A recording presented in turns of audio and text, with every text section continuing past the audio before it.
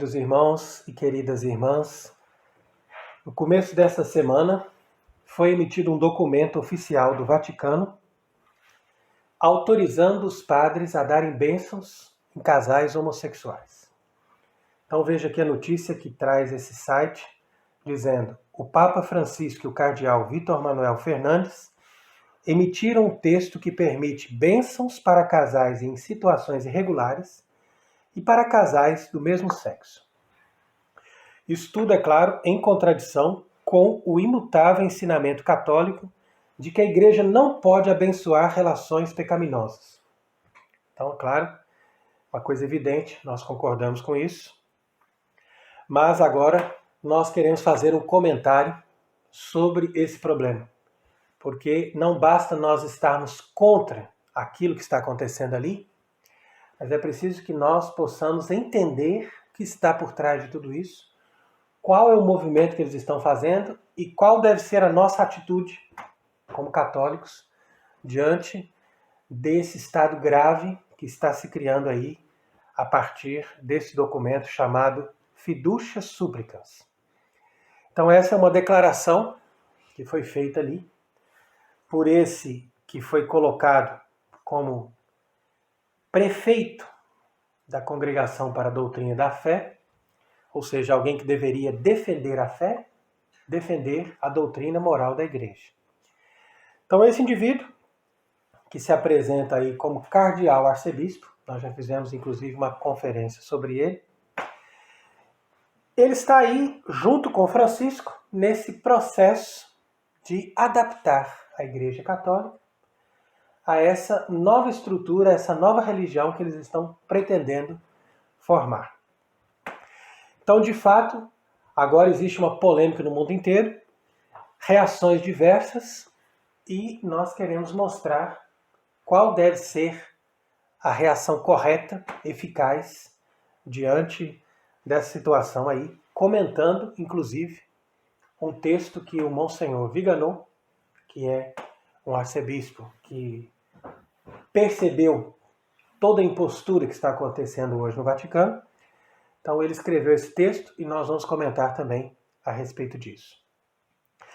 Entretanto, as pessoas de linha mais conservadora continuam defendendo Francisco, dizendo que ele não falou em casamento, que é só uma bênção para acolher essas pessoas. Então veja bem, inclusive um bispo espanhol, que de todos ali é o único que costuma se manifestar contra as coisas que estão acontecendo no Vaticano, ele chega a dizer que essa declaração não é herética, mas a sua aplicação será caótica. Então, já não concordamos com essa frase, porque de fato é herética sim. É uma declaração que não se sustenta enquanto algo que representaria o magistério da Igreja Católica.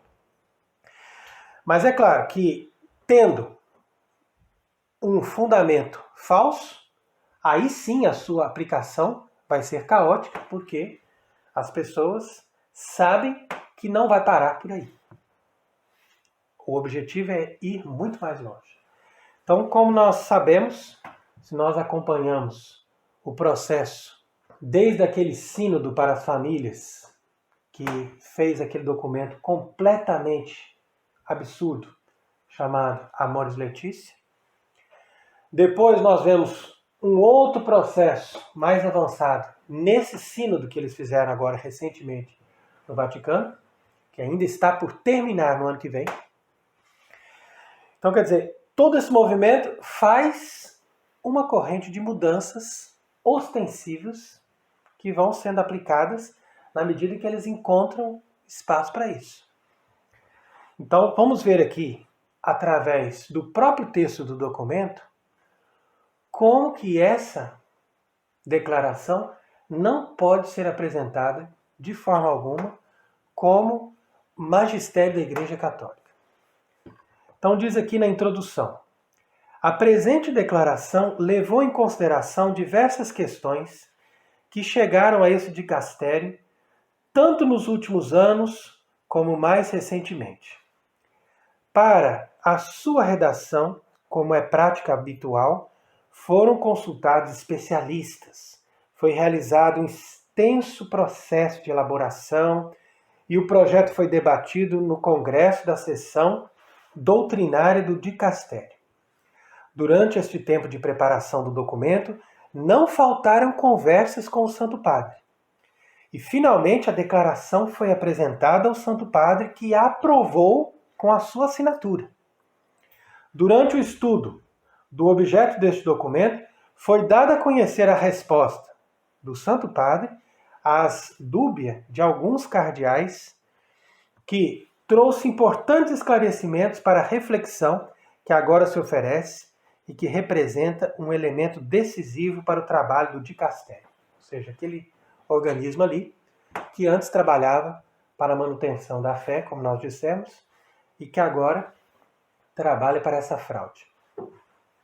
Agora veja que interessante que ele faz questão de várias vezes citar o Santo Padre, aquele que ele chama do Santo Padre, quer dizer que é um título que normalmente nós damos ao Papa.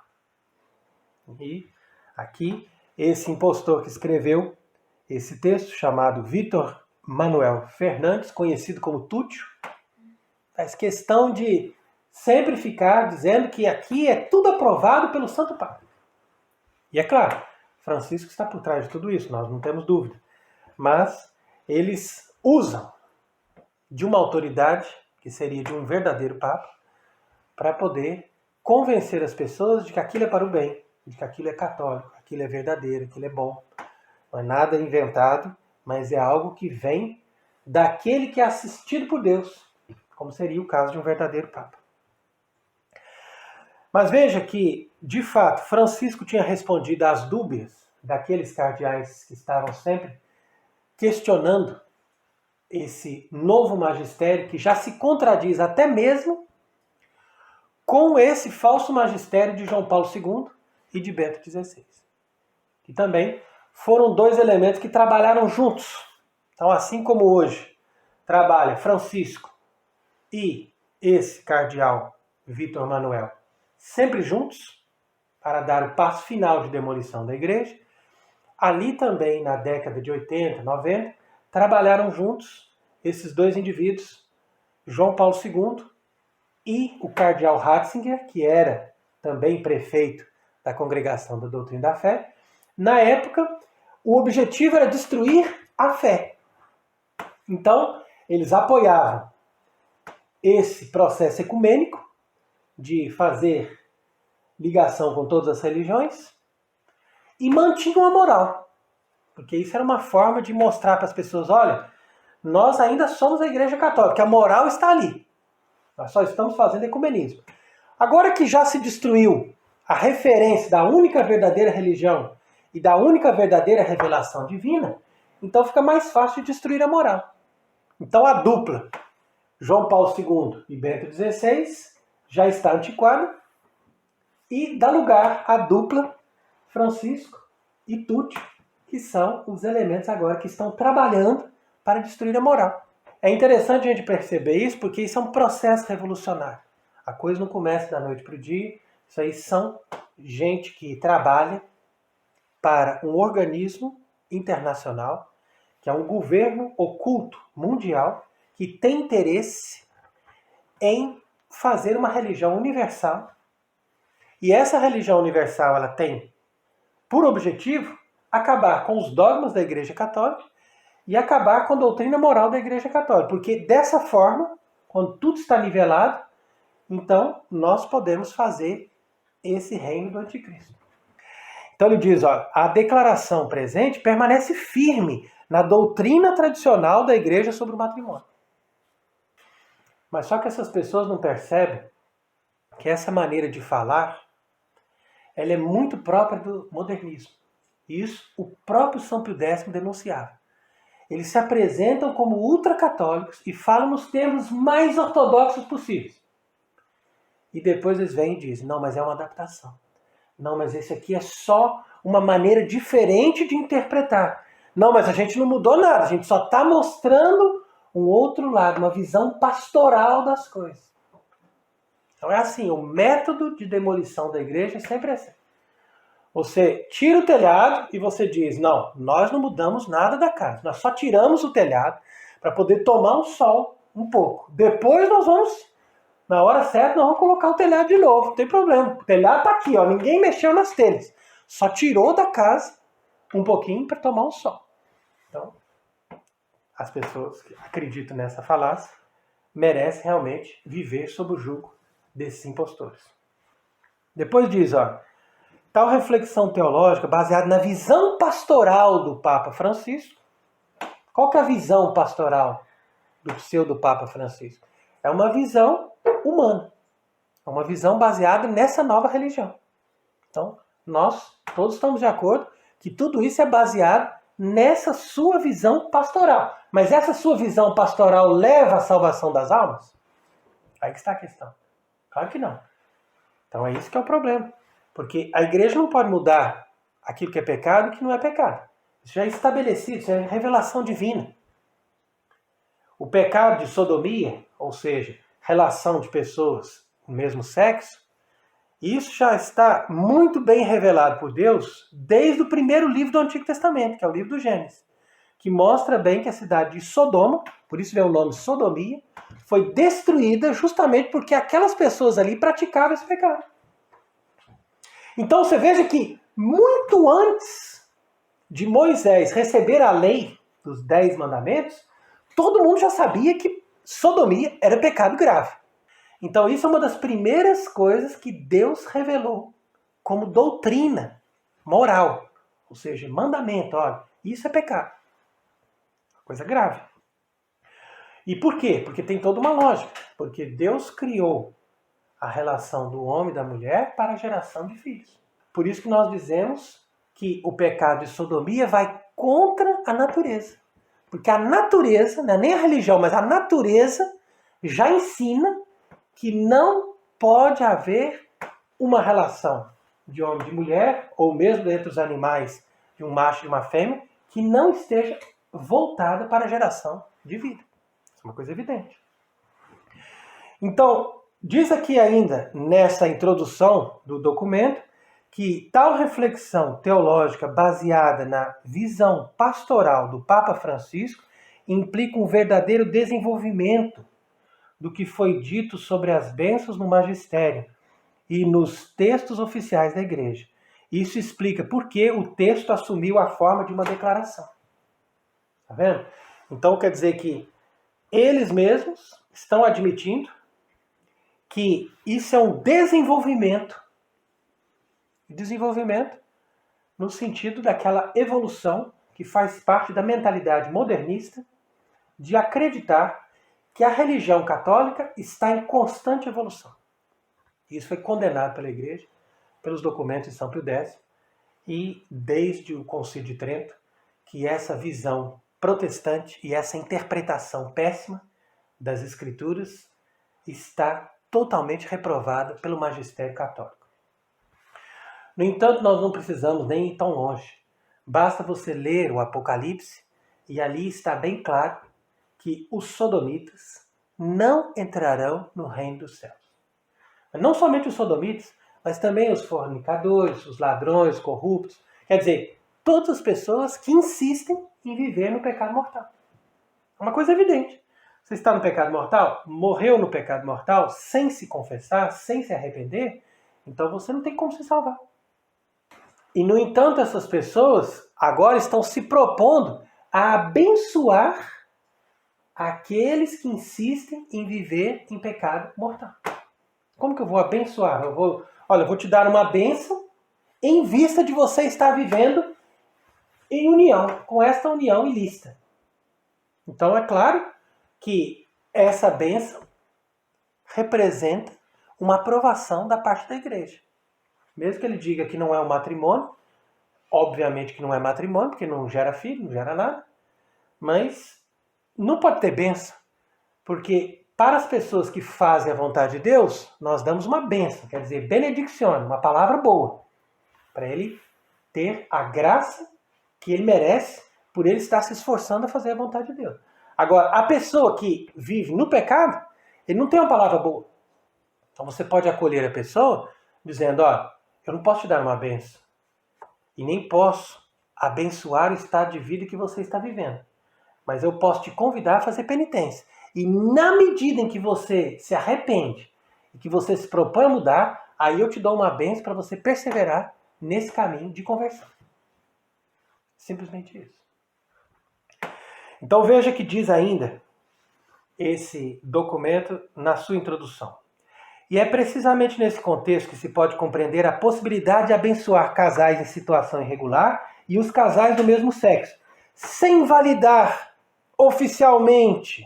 Ele ainda pôs oficialmente, sem vergonha, percebe? Sem validar oficialmente o seu estatuto ou alterar de forma alguma o ensinamento perene da igreja sobre o matrimônio. Mas é claro que não vai alterar. Ele não pode alterar, ninguém pode alterar. O que foi dado por Deus, ninguém pode alterar. Isso é certeza que ele não pode alterar. Mas ele está validando uma coisa que não pode ser validada. Porque se ele se apresenta como igreja católica, ele tem que pelo menos ter o mínimo de compreensão do que a igreja católica sempre fez e sempre ensinou. E diz ainda, olha, essa declaração quer ser também uma homenagem ao povo fiel de Deus, que adora o Senhor com tantos gestos de profunda confiança na sua misericórdia, e que, com esta atitude, vem constantemente pedir uma bênção à Mãe Igreja. Aqui veio a conversinha. A conversinha sempre tem ali nesses meios, ou seja, ao invés de ter algo claro e preciso, vem essa conversinha para agradar as pessoas, e as pessoas que não conseguem mais pensar, facilmente se seduzem, achando que de fato eles estão falando de misericórdia. Então pronto, eles estão simplesmente dando a oportunidade para essas pessoas encontrarem a misericórdia de Deus. E é até interessante que o nome do documento diz Fiducia Supplicans. Então, suplicando a confiança, ou suplicando com confiança. Então quer dizer que é uma coisa meio provocada, porque primeiramente Francisco não gosta de dar o nome de documentos em latim. Ele sempre usa o italiano, porque ele quer mostrar que o latim já acabou. Então ele fala em Laudato Si para a ecologia e fala sempre nesses nomes em italiano. Mas quando se trata de fazer alguma coisa que é para inovar, para fazer uma coisa nova e para mudar as coisas que a igreja fez, então ele fala em traditiones custodes, fiducia supplicans, sempre nomes em latim muito fortes, muito penetrantes, assim para a pessoa ver, olha que autoridade, é o Santo Padre que está ali. Então é muito perigoso e é interessante como eles fizeram a coisa de forma maligna, porque eles fizeram uma declaração que normalmente não tem esse peso, não tem esse valor de magistério, porque é simplesmente uma declaração de um dicastério do Vaticano, mas assinado por Francisco. E se alguém diz, mas foi simplesmente uma declaração de um dicastério, a gente não precisa obedecer isso. Mas só que tem um problema. O próprio Papa assinou. Então você é obrigado a obedecer, você é obrigado a fazer o que eles estão pedindo ali. Percebe? Então eles dão sempre essa coisa, essa conotação de uma certa autoridade que você não tem como escapar, e ao mesmo tempo eles fazem com que Francisco fique preservado na sua autoridade, entre aspas, de Papa, para não dizer que é ele que está diretamente trabalhando nisso. Então quer dizer que é um jogo muito sujo para enganar as pessoas. De fato, a igreja sempre nos convida a ter misericórdia e a ter confiança na misericórdia de Deus. Isso sim. Mas jamais a igreja dá a misericórdia sem a verdade. Então a gente sempre explica isso, que existe um equilíbrio entre a verdade e a misericórdia. E, de fato, nós não podemos ser implacáveis, simplesmente buscando a verdade, como esses jansenistas tradicionalistas que estão aí para todo lado, mas também nós não podemos ser instrumento de uma misericórdia que não está de acordo com a revelação divina e com a vontade de Deus. Por quê? Porque Deus é Ele que revela a sua verdade e é somente quando nós aderimos à sua verdade que nós experimentamos a sua misericórdia. Senão é impossível nós recebermos a misericórdia de Deus se nós não queremos concordar com aquilo que Deus está pedindo. Então, uma vez que nós já falamos sobre essa introdução, nós vamos agora falar sobre a aplicação desse documento. Então, aqui nós destacamos 2 pontos da Fiducia Supplicans, que é o ponto número 4 e o ponto número 7. Então, no ponto número 4, ele diz o seguinte: portanto, são inadmissíveis ritos e orações que possam criar confusão entre o que constitui o casamento, como união exclusiva, estável e indissolúvel entre um homem e uma mulher, naturalmente aberta à geração de filhos. E o que o contradiz? Esta convicção baseia-se na perene doutrina católica do casamento. Só nesse contexto, as relações sexuais encontram seu significado natural, adequado e plenamente humano. A doutrina da Igreja, neste ponto, permanece firme. Tá vendo? Então, ponto número 4, estrategicamente colocado ali para agradar os conservadores. Por isso que esse bispo espanhol disse, não é herético. Não é herético. Mas o problema é que essas pessoas não são capazes de ver os princípios. E é isso que a gente está sempre explicando.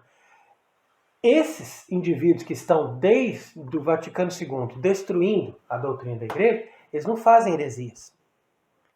Porque eles são espertos, eles sabem dizer as coisas de maneira que a pessoa diz, não, mas eu não consegui ver ali onde está o erro. Mas eles fazem coisas piores do que as heresias, porque eles destroem os princípios. E são os princípios que formam a doutrina que, por sua vez, vai formar a prática pastoral da Igreja. Então, as pessoas que se preocupam simplesmente com a doutrina ou com a norma canônica, eles não conseguem achar o erro. Mas se você for mais fundo, você vai perceber que eles destroem a própria base da religião. Nós vamos mostrar aqui como é que ele destrói a base da religião. Por quê? Porque ele mesmo acabou de declarar que só é plenamente humano, ou seja, só é de acordo com a vontade de Deus, as relações que são entre um homem e uma mulher com essa abertura à geração dos filhos. Certo? Então ele acabou de afirmar isso. Se ele acaba de dizer que só é de acordo com a vontade de Deus esse tipo de relação, como que ele pode agora pedir para que a Igreja, representada pelos seus ministros ordenados, abençoe outros tipos de relação, que não são, de forma alguma, nem naturais, nem segundo a vontade de Deus? Então, é aqui que está a destruição da base. Porque, segundo os princípios da própria religião, nós não damos bênçãos como quem dá uma mágica, como quem dá um passe no centro espírita. Olha, vem aqui, eu vou te dar um passe, vem aqui, eu vou te dar uma bênção. Não é assim. A Igreja abençoa alguém na medida em que o padre, o ministro ordenado, ele é um instrumento de Deus para proclamar a bênção de Deus que vem sobre essa pessoa. Uma vez que a pessoa se dispõe a estar fazendo a vontade de Deus. Então, isso são princípios. Desde o Antigo Testamento, que nós sabemos que as pessoas que se conformam à vontade de Deus, eles recebem a bênção de Deus. E a Igreja proclama isso. Mas é Deus que abençoa. Não é uma pessoa que faz ali uma mágica e tem um efeito em si mesmo. Mas o efeito da bênção vem de Deus, porque Deus está de acordo com aquilo que a Igreja está fazendo. Porque a Igreja está correspondendo àquilo que Deus pede. Então, o que ele está dizendo aqui no ponto 4 é simplesmente mostrando que o documento é pior do que herético. O documento é uma verdadeira destruição dos princípios mais básicos da religião. E depois ele diz no ponto 7, por outro lado, a resposta do Santo Padre, acima mencionada, convida-nos a fazer um esforço para ampliar e enriquecer o significado das bênçãos. Mas como assim? Esforço para enriquecer e ampliar o significado das bênçãos? Percebe? Então quer dizer que o sujeito está querendo mudar o próprio significado de uma bênção, sendo que desde o início do mundo, bênção significa só isso, e acabou. Ou seja, Deus que proclama a bênção dele, ou seja, as graças que ele vai dar, as coisas boas que ele vai dar para aquela pessoa, na medida que aquela pessoa se ligou a ele. Uma coisa evidente. Agora estão dizendo que nós temos que agora abrir o nosso olhar e ver de uma forma diferente o significado de uma bênção. Como isso? Impossível. Então, continuando o ponto 7, ele diz: na breve oração que se pode proceder esta bênção espontânea, o ministro ordenado poderá pedir paz, saúde, espírito de paciência, diálogo e ajuda mútua. Mas também a luz e a força de Deus para cumprir plenamente a sua vontade. De fato, através dessas bênçãos que são concedidas, não através de formas rituais da liturgia, claro, né, porque nós não queremos ir tão longe agora, esse é o começo do processo de demolição, mas como expressão do coração materno da igreja, análogas às que emanam das profundezas das entranhas da piedade popular. Olha a conversa. Não se pretende legitimar nada, mas apenas abrir a vida a Deus e pedir a sua ajuda para viver melhor e invocar também o Espírito Santo para que os valores do Evangelho sejam vividos com mais fidelidade. Mas veja, como que a pessoa vai viver os valores do Evangelho se ela nem sequer começou a viver os valores da natureza? Primeiro você tem que viver os valores da natureza, depois os valores do Antigo Testamento, para depois você chegar nos valores do Evangelho, que são os valores do Novo Testamento. Correto? Então é por isso que a gente tem que considerar todas essas coisas, não só com espírito de indignação, mas também com uma visão correta do que é o catolicismo e de como nós podemos discernir tudo isso de forma prudente e de forma a corresponder ao que Deus está nos pedindo. Porque hoje nós temos que ter uma reação justa contra essa falsa igreja que acaba de dar mais uma prova que não é a Igreja Católica, e através desse documento nós temos mais uma prova de que Francisco não é um verdadeiro Papa. E agora que ele está com pouca saúde, só falta colocarem como sucessor de Francisco esse tal de Túcio, que vai legitimar muito mais longe aquilo que ele já está fazendo agora como prefeito desse dicastério aí no Vaticano. Então, por isso que eu faço questão de comentar um texto muito importante que foi feito por Monsenhor Viganò, comentando essa declaração Fiducia Supplicans. Então ele diz: a delirante declaração recentemente publicada arranca definitivamente a capa de hipocrisia e engano da hierarquia bergoliana. Então isso é verdade. Mostrando esses falsos pastores como eles são, servos de Satanás e seus zelosos aliados, a começar pelo usurpador que se senta, uma abominação da desolação, no trono de Pedro. Então, aqui uma frase muito importante, vou fazer questão de repetir.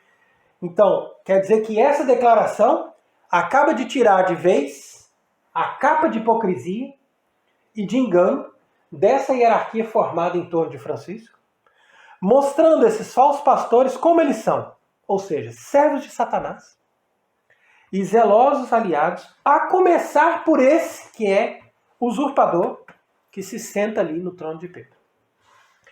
O próprio início do documento parece, como todos os publicados por Bergoglio, zombeteiro e enganoso, porque a confiança no perdão de Deus sem arrependimento se chama presunção da salvação. E essa presunção da salvação sem mérito é pecado contra o Espírito Santo. Então nós sabemos que a pessoa que não quer se arrepender e diz: não, mas eu já estou salvo, não preciso mudar, isso faz com que a pessoa peque contra o Espírito Santo e seja incapaz de receber o perdão de Deus. Por isso o próprio nome dessa declaração é de fato um convite à presunção e à condenação eterna. Então aqui continua Monsenhor Viganò dizendo que a falsa preocupação pastoral de Bergoglio e dos seus cortesãos para com os adúlteros, coabitantes e sodomitas deve ser denunciada em primeiro lugar pelos supostos beneficiários do documento do Vaticano, que são as primeiras vítimas do farisaísmo sulfuroso do concílio e do sínodo.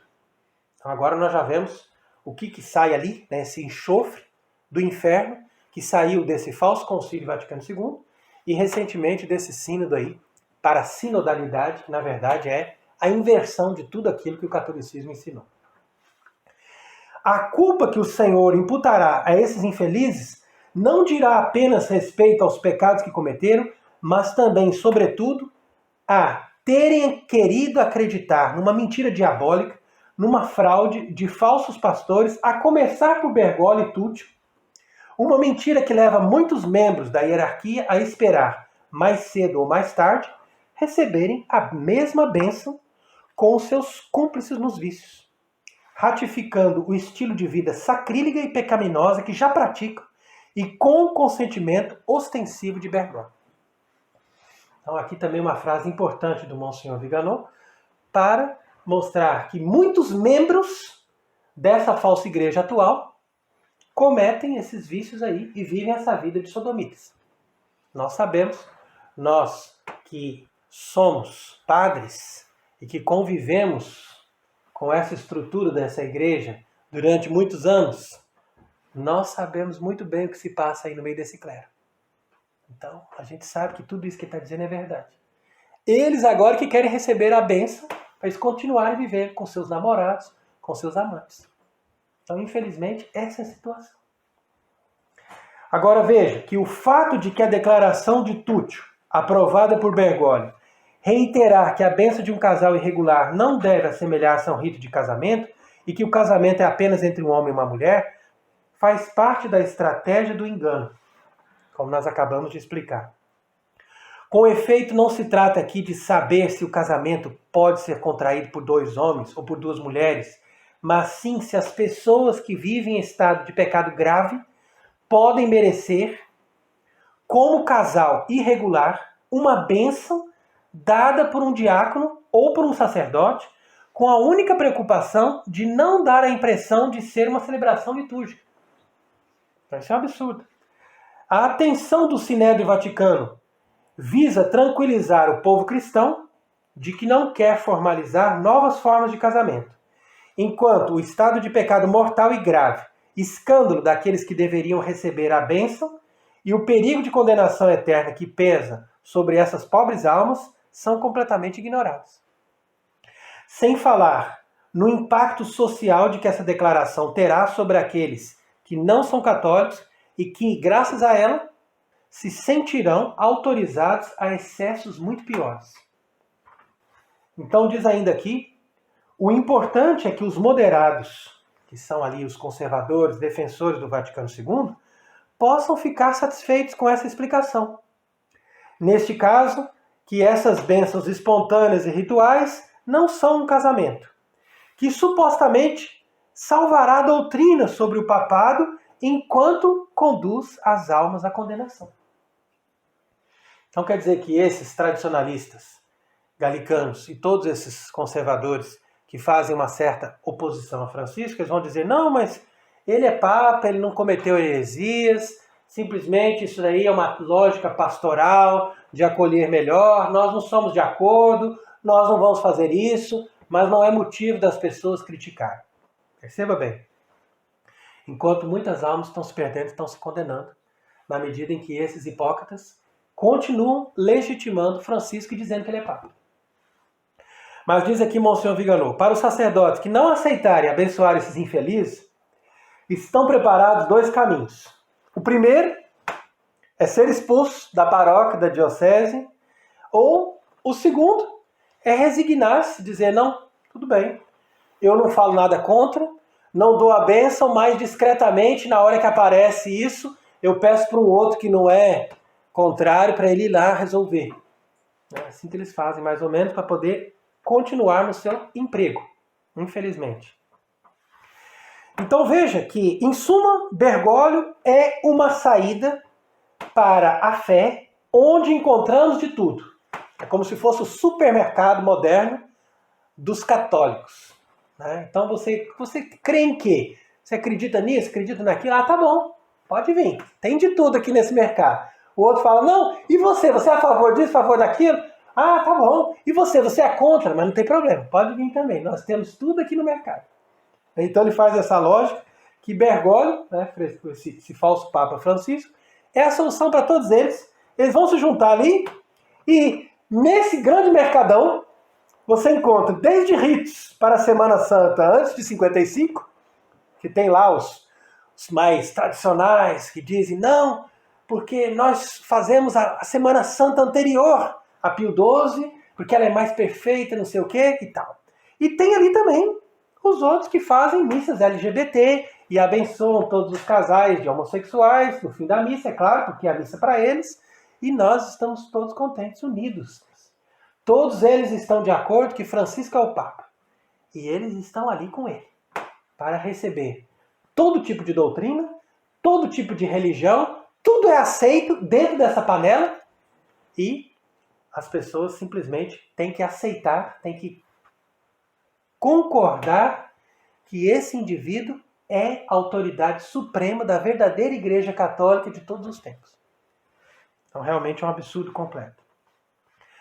Então ele diz ainda, acrescentemos a isso o escândalo para os católicos que, diante dos horrores da seita de Santa Marta, são tentados pelo cisma ou pelo abandono da igreja.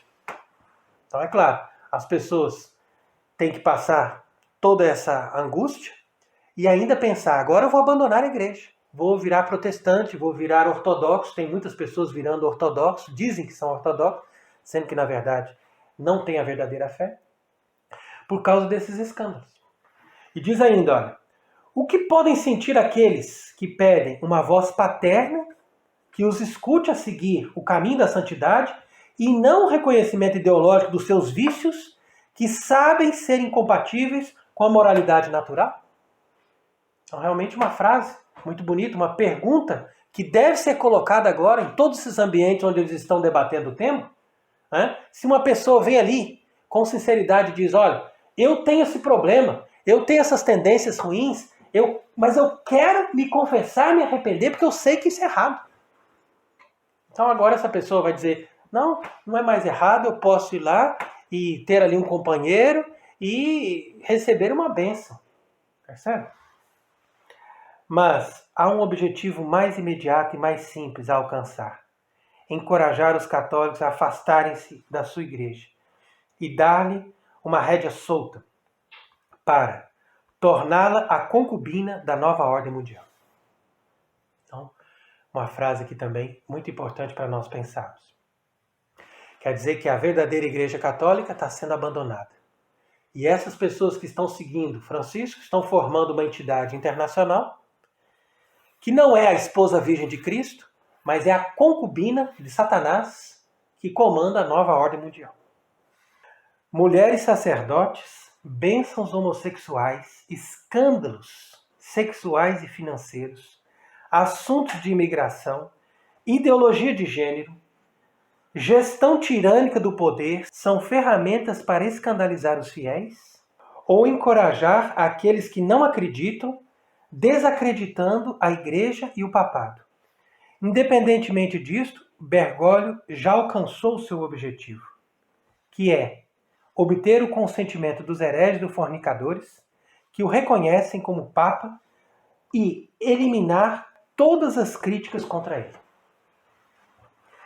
Eu me pergunto, diz aqui Monsenhor Viganò, o que impedirá, em algum tempo, que esta bênção não seja dada, não a um casal de homossexuais, mas a vários, em nome do poliamor, ou mesmo a menores em nome da liberdade sexual que a elite globalista está introduzindo através da ONU e de outras organizações internacionais subversivas, como a Unicef. Basta lembrar que a Igreja não aprova as uniões poligâmicas e a pedofilia para permitir que os polígamos e os pedófilos sejam abençoados? E por que não estender esse estratagema àqueles que praticam a bestialidade? Sempre em nome do acolhimento, da integração e da inclusão. A marca da Igreja conciliar sinodal, desta seita de rebeldes e pervertidos, é a mentira e a hipocrisia. O seu propósito é intrinsecamente mau, pois desvia a honra de Deus, expõe as almas ao perigo da condenação, impede-as de fazer o bem e as encoraja a fazer o mal. Aqueles na Igreja Bergogliana que continuam a seguir a doutrina e os preceitos da Igreja Católica estão deslocados e, mais cedo ou mais tarde, acabarão por se separar dela ou por ceder a seus enganos. A Igreja Católica é a única arca através da qual o Senhor organizou a salvação e a santificação da humanidade. Onde ela age e trabalha para a sua própria condenação, não é a Igreja, mas uma falsificação blasfema. O mesmo se aplica ao papado, que a providência pretendeu como um vínculo de caridade na verdade, e não como um instrumento para dividir, escandalizar e condenar as almas. Então aqui uma conclusão muito importante nesse texto de Monsenhor Viganò, que nos dá o discernimento claro da questão. Então aqui ele mostra que nós não podemos ser sectários, não podemos simplesmente julgar os outros ou falar com soberba, mas nós temos obrigação de discernir muito bem que essa estrutura que está aí se apresentando como Igreja Católica e que não tem nem a doutrina, nem a liturgia, nem a verdadeira fé que a Igreja Católica sempre teve, não é a Igreja Católica, mas uma falsificação blasfema. E da mesma forma, esse indivíduo que se apresenta como Papa, mas que não trabalha para a verdadeira caridade na verdade, ou seja, aquilo que a Igreja Católica sempre fez, dando misericórdia sim, mas sempre na verdadeira doutrina, na verdadeira fé. Então quer dizer que esse indivíduo não pode ser um verdadeiro Papa, mas é alguém que trabalha para dividir, para escandalizar e condenar as almas. Portanto, é um impostor e não tem a legitimidade dos verdadeiros sucessores de Pedro, que são diretamente assistidos pelo Espírito Santo para nos dar sempre a verdade, tanto do ponto de vista da fé revelada, quanto do ponto de vista da doutrina moral revelada nas Escrituras e confirmada através do ensinamento do magistério da Igreja. Então, com isso, nós queremos exortar as pessoas que continuem firmes na sua fé, que não participem mais de forma alguma dessa igreja apóstata de Francisco e que procurem se organizar para manter a religião católica até que nós tenhamos um verdadeiro Papa que possa nos conduzir aos caminhos da verdadeira salvação. E que Deus, através do Natal do seu Filho, possa nos proteger de todos os ataques do inimigo e de todas as seduções do pecado e de todos os erros que estão sendo espalhados no nosso tempo. Que ele seja bendito para sempre. Amém.